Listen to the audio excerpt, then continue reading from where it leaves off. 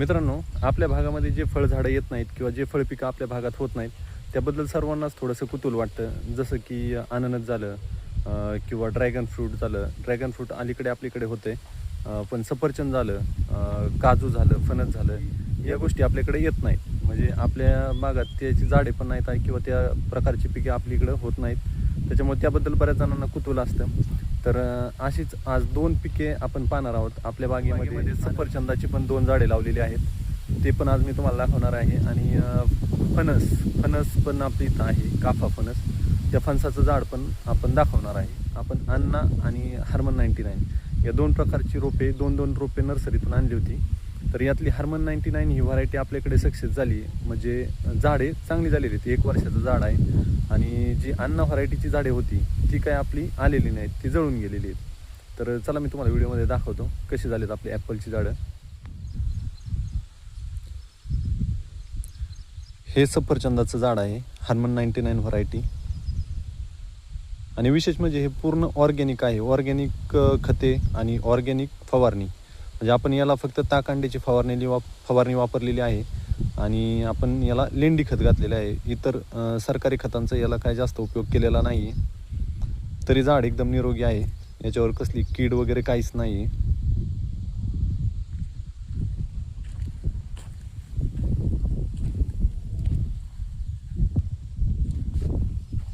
हे जे पाणी पाहू शकता तुम्ही, अशा प्रकारची सफरचंदाची पाने असतात.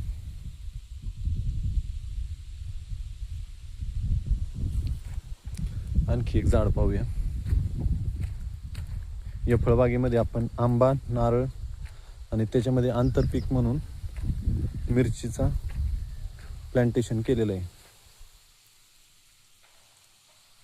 तर हे झाड साधारण 6 फूट उंचीचं आहे.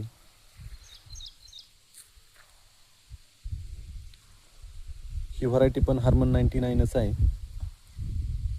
हे हादग्याचं झाड आहे.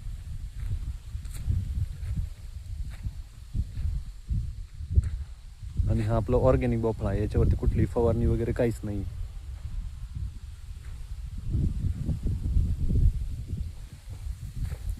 याच्यामध्ये मध्ये आपण हळदीची लागवड केलेली आहे.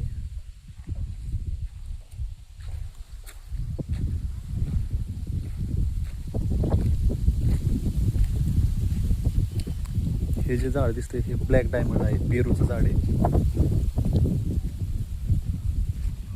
चला आपण आता करवंदाचं झाड पाहूयात. जे आपण लाल करवंद पाहतो, 2 प्रकार असतात त्याच्यामध्ये, एक ब्लॅक आणि एक रेड कलरचं. तर रेड कलरचं करवंद मी तुम्हाला दाखवतो आता.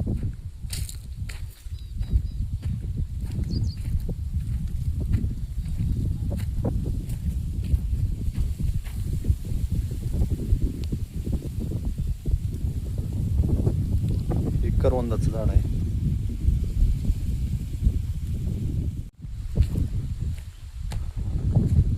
काफा जातीचा फणस आपण लावलेला आहे.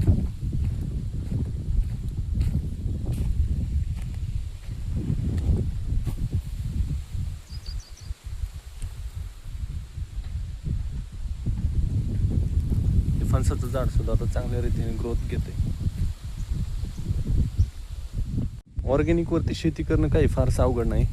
हे बघा, ह्याला आतापर्यंत एकही केमिकलची फवारणी नाही. हा टोमॅटो आहे, टोमॅटोची रोपं. हे आपण घरगुती खाण्यासाठी जे ऑर्गॅनिक भाजीपाला लागतो आपल्याला, तो घरगुती पिकवतोय. याच्यामध्ये वांग आहे, वांग्याची रोपं पण एकदम निरोगी आहेत. शक्य होईल तेवढा ऑर्गॅनिकचा वापर करत चला. एकदम पूर्ण केमिकल बंद करणं शक्य जरी नसेल तरी जेवढं केमिकलचा कमी वापर करता येईल तेवढं करत चला. हे माल्टा मोसंबीचं रोप आहे.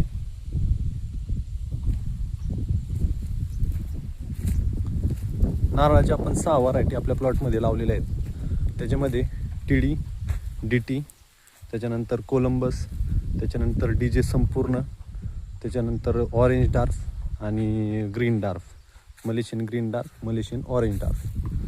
हे जे झाड आपण पाहतोय हे पांढरं जांभूळ आहे. 1 वर्षाचं झाड आहे. याचं खोड एकदम मजबूत झालेलं आहे. पुढल्या वर्षी याला जांभळे येतील. चला बाडोली जातीचं जांभूळ पाहूयात.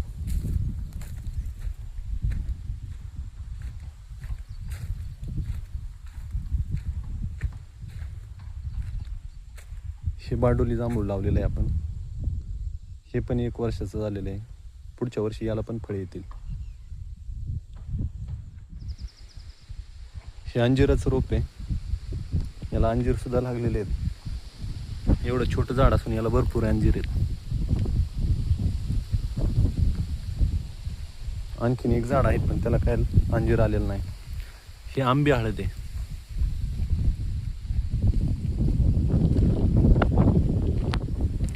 हे आपलं दुसरं अंजिराचं झाड आहे. त्याला काय आणखीन अंजीर लागलेले नाहीत. यावर्षी आपण KG10 हे जांभूळ पण एक लावलेलं आहे. एक झाड लावलेलं आहे KG10चं. हे आणखीन खूप छोटं आहे.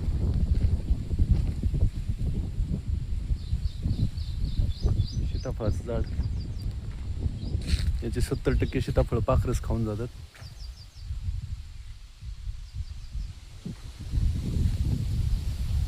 या फळझाडांना पण आपण ताकअंड्याची फवारणी घेतो कंटिन्यू. बाकीच्या फळबागेला मारताना ह्याला पण आपण ताकअंड्याची फवारणी घेतो. हा सरदार पेरू आहे. आपल्या शेतामध्ये कमीत कमी 7 ते 8 फक्त पेरूच्या व्हरायटी आहेत. त्याच्यामध्ये तैवान पिंक, रेड डायमंड, सरदार, ब्लॅक डायमंड, त्याच्यानंतर लखनऊ, या पेरू आपण सगळे झाडं मिक्समध्ये लावलेली आहेत.